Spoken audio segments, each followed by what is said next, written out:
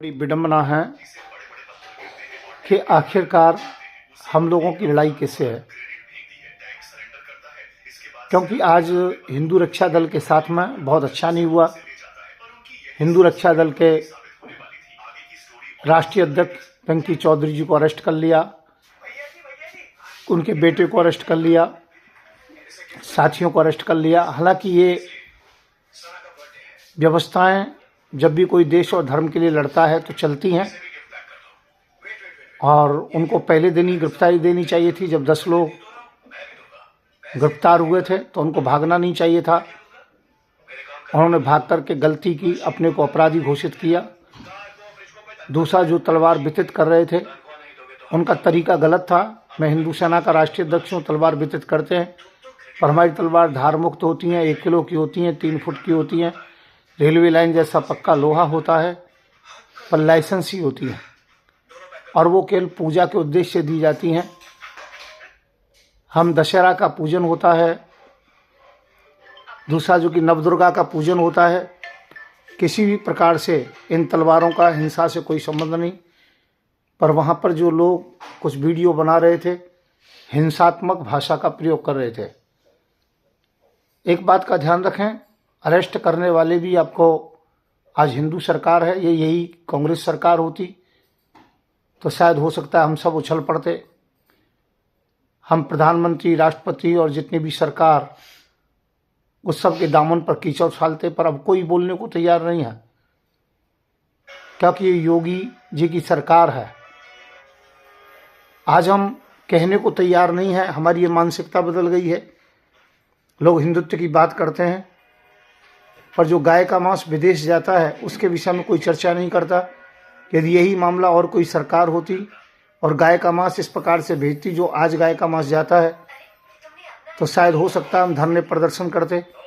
पर किसी के मुंह में इतना जो कि ताकत नहीं है जीभ में, कि जो आज प्रधानमंत्री को, मुख्यमंत्री को या गृह मंत्री को टारगेट कर सके कि वो गाय के मांस की बिक्री कर रहे हैं। आज हिंदू रक्षा दल के लोगों को अरेस्ट किया जा रहा है, पर नरसिंहानंद जी के अलावा कोई ये नहीं कह सकता कि आज भाजपा सरकार ने गलत किया है और उनको अरेस्ट किया है। ये तुष्टीकरण की नीति है। हमारी देवी देवताओं के हाथ में तलवार होती है, शस्त्र होते हैं। यदि हमें लाइसेंस नहीं मिलता है तो शस्त्र हमारे लोगों के पास होने चाहिए। इसमें दिक्कत क्या है, परेशानी क्या है? मैं कहूँगा पिंकी चौधरी जी ने कोई गलत नहीं किया है। आज के संविधान के हिसाब से गलत किया होगा, पर वास्तव में देखा जाए सामाजिक रीति के हिसाब से तो कुछ गलत नहीं किया। उन्होंने समाज को एक प्रेरणा दी है।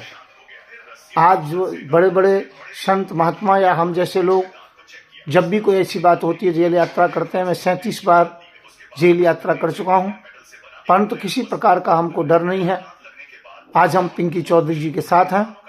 हालांकि उन्होंने देरी की अरेस्ट होने के लिए, ऐसा नहीं करना चाहिए, ये अपराध में आता है।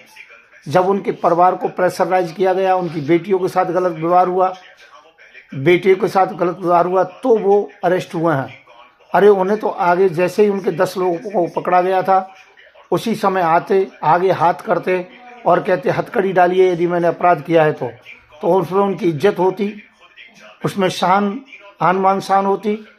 पर अब वो शान बिल्कुल समाप्त हो गई, धूमिल हो गई। हालांकि हिंदू सेना उनके साथ खड़ी है, संपूर्ण हिंदू समाज उनके साथ खड़ा है, परंतु आगे किसी प्रकार से भी ध्यान रखें, इस प्रकार का कोई काम ना करें जिससे कि समाज में एक विद्रोह फैले और सरकार को इस प्रकार के कदम उठाने पड़े। उन्होंने अच्छा किया है, कोई दिक्कत नहीं है, पर जोश में होश ना भूलें। आगे काम तो करें, कदम से कदम मिला के चलें, परंतु ध्यान रखें, जोश में होश ना भूलें। हिंदू सेना उनके साथ है। उनकी आज हम जमानत भी कराएंगे, पैसा भी खर्च करेंगे और उनको ज़्यादा दिन अंदर नहीं रहने देंगे। हिंदू सेना हिंदू रक्षा दल के साथ है, पिंकी चौधरी जी के साथ है। उनकी हम भूर प्रशंसा करते हैं। उन्होंने सराहनीय कार्य किया है सनातन धर्म के लिए। मैं हूं संत युवराज, हिंदू सेना का राष्ट्रीय अध्यक्ष हूँ, प्रमुख हूँ, संस्थापक हूँ। मेरा नंबर है 9927404606। यदि आपको तलवार लेने से डर लगता हो तो सीधा 99 27 404 606 पे फ़ोन करें और तलवार मंगाएं। और कोई भी आपको आवश्यकता है सामाजिक तौर से सनातन धर्म के लिए, तो हर तरीके से हम आपके साथ हैं, कदम से कदम मिला करके चलेंगे। जय श्री राम, जय श्री राधे।